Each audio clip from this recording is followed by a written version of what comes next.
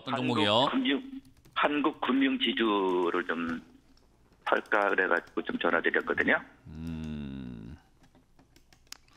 왜요? 이유가 있을 거 아니에요. 어떤 이유 때문에 사시려고 하시는 거죠? 고점 대비해서 네. 많이 내려와가지고. 그렇게 생각하세요? 네. 글쎄요. 저는 뭐 일단 이런 왜 투자를 하시는지 잘 모르겠네요. 어쨌든 금융사를 지금 투자를 하시겠다라는 것 자체가 이 금융 쪽의 리스크라던가 이런 것들을 전혀 감안을 안 하시고 계시는 것 같긴 해요. 일단 금융사가 지금 올라오게 된 뭐 이유가 뭐냐라고 하면 저평가를 받고 있다라고 사람들이 이야기를 하죠. 그래서 자산 대비해서 이 주가 지수가 낮다 그래서 PBR이 낮다라는 이야기를 해가지고 밸류 프로젝트에 엮이면서 이제 올라갈 것이라고 생각했는데 지금 밸류 프로젝트가 잘 진행이 되고 있는 것 같아요. 잘 안 되는 것 같아요? 좀 정체된 것 같더라고요. 정체된 것 같죠. 밸류 네. 프로젝트가 실제로 이제 올해 진행이 돼가지고 시장에 큰 영향을 줄 것인가라고 했을 때 저는 밸류 프로젝트란 이야기가 나왔을 때부터 약간 조금 뭐 그닥 그렇지는 않을 거다라고 이야기를 했었어요. 그게 뭐냐면 실제로 우리나라 주식시장이 저평가를 받고 있고 뭐 한국 주식시장이 저평가받는 이유가 도대체 뭐냐라고 했을 때 뭐 분단 국가이기 때문이다, 전쟁 중이기 때문에 어떻게 휴전 중이기 때문이다라는 이야기도 있고 여러 가지 뭐 이렇게 정책들이 좀 이렇게 받쳐주지 않았기 때문이라고 하는데 사실 저평가를 해소시키려면 투자자들의 수준이 높아져야 돼요. 우리나라 투자자 수준 되게 낮은 편이에요. 이건 제가 이야기하는 게 아니라 통계치로 나와 있는 게 OECD 국가에서 제일 꼴등이에요. 그러니까 그런 것들이 개선이 돼야 되는데 아니 투자자들의 인식 자체가 단타를 좋아하고 차트가 어딘지도 모르고 차트가 고점이 저점이 어딘지도 모르는 이런 사람들이 매매하고 있는 거니까 초보 운전자들이 많은 도로가 어떻게 고평가를 받겠습니까?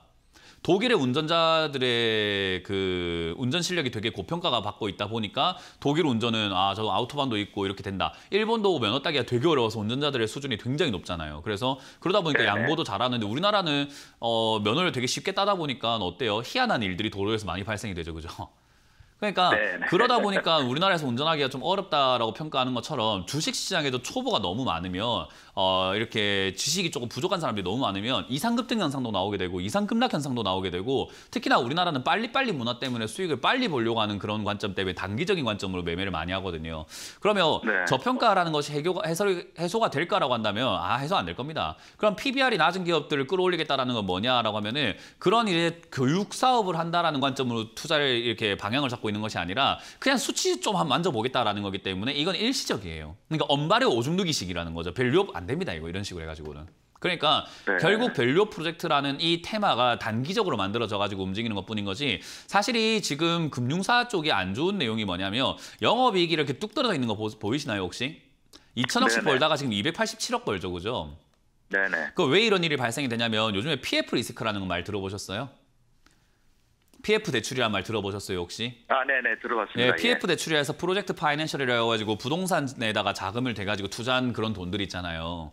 그런 돈들을 지금 회수가 안 되는 상황인 거 알고 계시죠? 부동산에다가 돈을 빌려줬더니 지금 건설사가 그거 가지고 많은 데다가 이렇게 건설하다가 그게 분양이 안 되니까 지금 뭐 부도나고 못 갚고 이런 일들이 발생되고 있잖아요. 그럼 PF라고 하는 그 자금 어디서 났느냐라는 거죠. 어쨌든 돈이 있었으니까 빌려줬을 거 아니에요.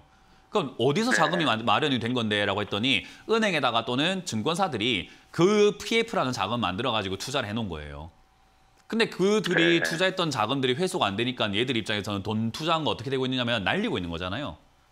그럼 날리고 있는 상황이 좋은 상황인가요? 나쁜 상황인가요? 나쁘죠. 그러니까요. 그러면 이제 그런 상황에서 밸류업이라고 하는 그 테마 하나만 믿고 올라가고 있는 건데 그럼 이건 이제 우리가 봤을 때 허울만 좋은 거죠. 그 허우대만 되게 좋아 보이는 모양인 거죠. 그럼 이런 자리에서 우리가 장기 투자라고 생각하고 들어가시면 어떻게 되느냐 하면 별로 좋은 상황은 아닐 것 같죠. 그죠? 그런 리스크들이 뇌관이 터져버리게 되면 이거는 주가가 폭락 나오는 거잖아요. 그죠? 그러면 장기 투자는 안 될 것 같고 단기적으로 이 밸류업 프로젝트가 살아있을 때 해야 되는데 지금 밸류업 프로젝트 말씀하신 것처럼 정체기인데다가 약간 좀 미적지근합니다. 그러면 테마도 약한 상황에서 저점에 내려와 있는 이런 자리에서 조정이 들어가서 반등 때 수익 낸다는 개념도 아니고 지금 올라가는 과정에서 사겠다는 거예요. 오늘. 쌍바닥에서 사겠다는 것도 아니고 오늘 지금 사볼까 하는 거예요. 그러니까 이게 무슨 매매를 하시려고 하시나 제가 처음에 지금 왜요 하면서 의아해 했잖아요. 그죠? 차트를 보더라도 매수 포인트가 없고 장기적으로 본다 하더라도 매수 포인트가 없는 기업이에요. 그러니까 매수 포인트를 네. 찾는다고 한다면 굳이 찾는다면은 6만 원짜리에서 쌍바닥 그리는 걸 한번 노려봐야 될 것 같고 두 번째는 네. 7만 2천 원 넘어갈 때 계단식 상승으로 올라갈 수 있기 때문에 7만 3천 원 넘어갈 때 돌파 자리로 매매를 한번 내볼 수 있을 것 같긴 한데 이거는 이 종목만이 아니라 다른 종목들도 다 똑같이 매매를 합니다.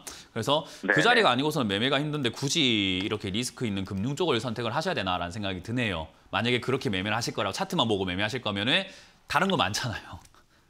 그래서 저는 그러면 그 공부를 조금 참고해가지고 이렇게 광범위하게 네, 해야 돼요. 알겠습니다. 주식이라고 하는 것은. 네네. 그래서 광범위하게 네. 투자를 공부하시길 좀 추천드려 보도록 할게요. 저는 매수를 하실 거면은 6만 원에서 쌍바닥 그리는 거 보고 하시거나 7만 5천 원 넘어갈 때 7만 3천 원 넘어갈 때 저기서 돌파 매매로 따라 붙어 보는 건 나쁘지 않는 차트 매매지만 단기 투자지만은 장기로 본다면은 조금 리스크가 있어서 저는 추천드리지 않도록 하겠습니다.